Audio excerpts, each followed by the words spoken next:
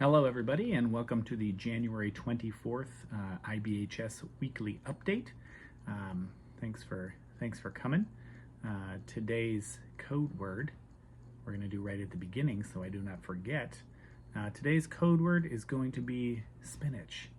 Code word is spinach. All right, so what do we have to talk about today? So we're going to start with timesheets. So since we just got paid today, that means timesheets are due on Monday.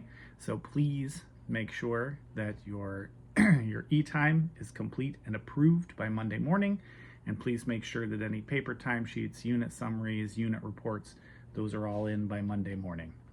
It really makes it hard on the supervisors if they have to chase you down for this stuff. So make sure you get paid, turn your paperwork or your timesheets on time. Next thing, another reminder about late documentation.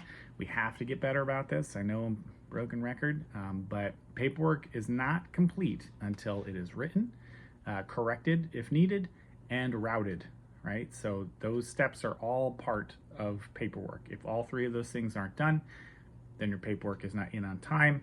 Failure to turn paperwork in on time will lead to disciplinary action up to and including termination if necessary.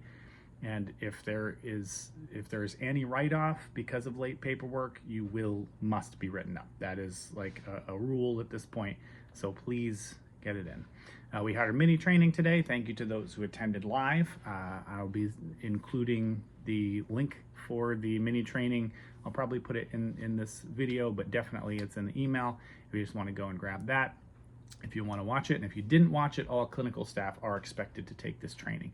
So please go check that out. Yeah, that's the updates. I have 3 tips of the week, ABA tips of the week. 2 of them are resources, 1 of them is a tip. So the first one is Teachers Pay Teachers, or Teachers Pay Teachers, and that's just teacherspayteachers.com. And they have massive amounts of ABA resources on there. So we spend a lot of time coming up with materials, and they might be what you're looking for right on there that you could just pull. So you can go on there, search for what you're looking for, tacting, feature function class, whatever it might be, and then just change the filter to search for free as the price. And they have lots and lots of free stuff. So check that out. The next one is Pause Abilities. There's a flyer attached to the email if you want to check that out. They help to connect families to adoptions of animals, and we've had really great experiences with it. If you want to read the email, there's a really nice kind of testimony there that one of our staff gave about one of our clients. So yeah, check that out. Pause Abilities. And then our third piece is the tip. So it's about non-contingent reinforcement. This past week on Monday, our BCs and BAs attended a workshop that Gina presented on reinforcement. This was a part of that, but please ask your BCs and BAs, or if you are one, make sure you're using that information because it was fantastic.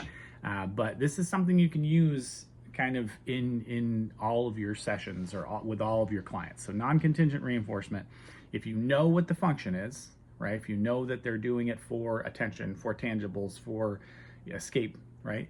What you do is you just all you do is you find out how often they're getting those things, and then you provide those things to them non-contingently. Non-contingent means free.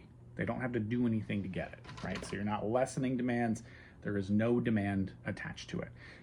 So if you set a timer, if it's every 30 minutes or every 30 minutes, every 30 seconds or every 5 minutes, or maybe every 30 minutes, depending on how often they're currently getting it, but you want it more often, and you deliver that thing. So they get free Skittles or free tickles or free walks outside the classroom on that schedule. And what that does, you might be saying like, well, why on earth would we give these things for free when we usually expect them to work for it? Well, if they're having problem behaviors, our first priority is to make those problem behaviors go away.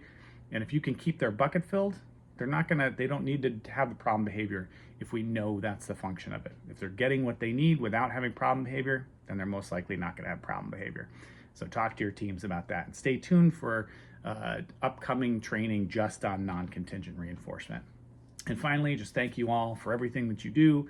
I know this is a stressful, hard, difficult, often uncomfortable, challenging, grueling job at times. but I just want to remind you, this why do we do it? We do it for the smiling faces, for the families that have, better outcomes. We do it for the kids. So I remember that because of the work that you guys do. And it makes me real proud. So you guys should be proud too. So thank you so much for listening. Have a great weekend.